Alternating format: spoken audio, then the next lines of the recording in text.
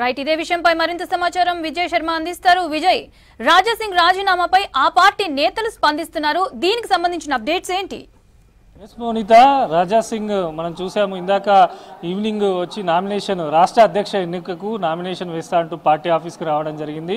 ఆయనకు సంబంధించి నామినేషన్ తీసుకోలేదని చెప్పి అందుకే నేను పార్టీకి రాజీనామా చేస్తున్నానంటూ కూడా రాజాసింగ్ చెప్పి పార్టీ ఆఫీస్ నుంచి వెళ్ళిపోయారు. ఆ తర్వాత రాష్ట్ర అధ్యక్ష ఎన్నిక ప్రక్రియకు సంబంధించినటువంటి ఏదైతే ప్రక్రియ ఉందో అది మొత్తం కూడా ముగిసింది. ఇప్పుడే పార్టీకి సంబంధించినటువంటి నేతలు రాజాసింగ్ చేసిన వ్యాఖ్యలపైన స్పందిస్తున్నారు. వాస్తవానికి రాజాసింగ్ క్రమశిక్షణ చర్యలను మితిమీరి ప్రవర్తిస్తున్నారు. గతంలో కూడా ఈ రకంగానే చేస్తే రాజాసింగ్ను పార్టీ నుంచి సస్పెండ్ చేశారు.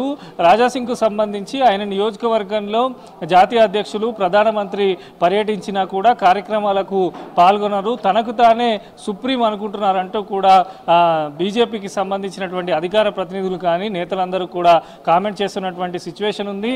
వాస్తవానికి ఆయన రాజీనామా చేయాలనుకుంటే నేరుగా స్పీకర్ దగ్గరికి వెళ్ళి రాజీనామా చేసే అవకాశం ఉంది. కానీ పార్టీకి సంబంధించి పూర్తి స్థాయిలో డ్యామేజ్ చేసే విధంగా రాజాసింగ్ వ్యవహరిస్తున్నారు.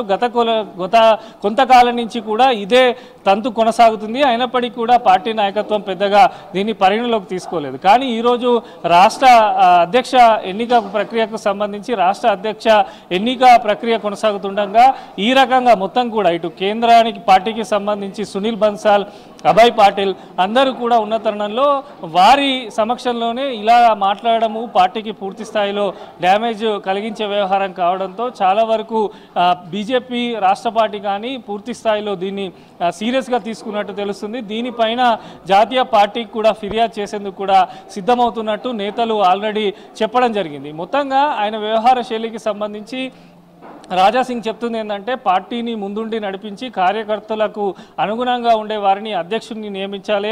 అందుకే నేను నామినేషన్ తీసుకొని వచ్చాను, నామినేషన్ దాఖలు చేయడానికి వచ్చాను. కానీ ఇక్కడ నన్ను నామినేషన్ వేయలేదని ఆయన చెప్తుంటే, కానీ ఆయన పైకి వెళ్ళిన తర్వాత అక్కడ ఇన్ఛార్జీలుగా ఉన్నటువంటి సునీల్ బన్సాల్ కానీ అభయ్ పాటిల్ వీరందరూ కూడా నామినేషన్ పత్రాలు ఇచ్చారంటూ కూడా రాష్ట్రానికి సంబంధించిన నాయకులు చెప్తున్నారు. అయితే జాతీయ కార్యదర్శులు ఓటింగ్ చేయాల్సి ఉంటే కేవలం ఆయనకు ముగ్గురే ఓటు వేయడంతో ఆ నామినేషన్ చెల్లదు అంటూ కూడా నేతలు చెప్పినట్టుగా కూడా అధికార ప్రతినిధులు చెప్తున్నటువంటి సిచ్యువేషన్ ఉంది.